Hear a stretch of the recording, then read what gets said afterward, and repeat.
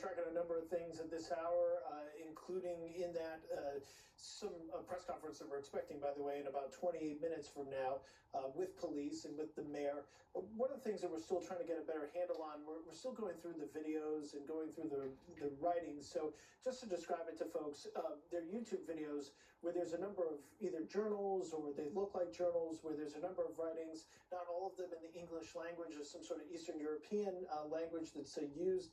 Some of it is in English.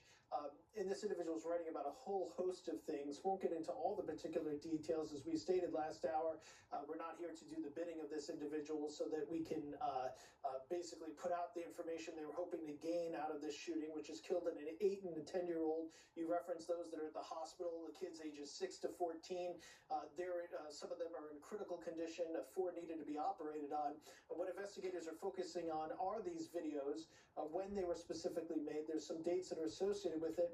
The bottom line, bottom line messaging on this, suicidal thoughts, quote, extremely violent thoughts is how one person in law enforcement phrased it to me.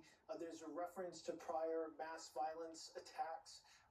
There's a whole host of different writings, some of it nonsensical. There's a handwritten diagram of the interior of a church, not clear if it's this church. And there's all sorts of things that this individual is muttering and whispering under their breath. So that's the latest as far as the investigation goes. What specific ideology or motivation will be assigned to this?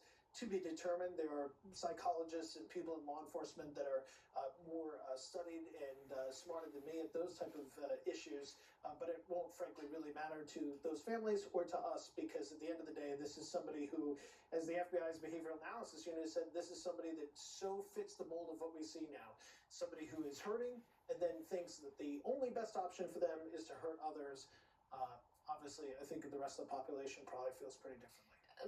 Police said that there was something of a record here. Very minor, appears to be local traffic stops, things along those type of lines. Any no indication that they were alerted to this individual about having mental health issues, maybe potentially being dangerous, threatening? Right, not so far, but that's one of the questions I think the initial press conference really focused on kind of the incident itself, and I think those are some questions that we're still asking, and hopefully we'll continue to get answers with. Some of those searches take a little bit of while, some can be done instantly. Nothing has immediately kind of popped up on the radar in that regard, but that doesn't mean that something couldn't as more research is done. 3 weapons here used in all, Katie. What police describe as a rifle, a shotgun, and a pistol.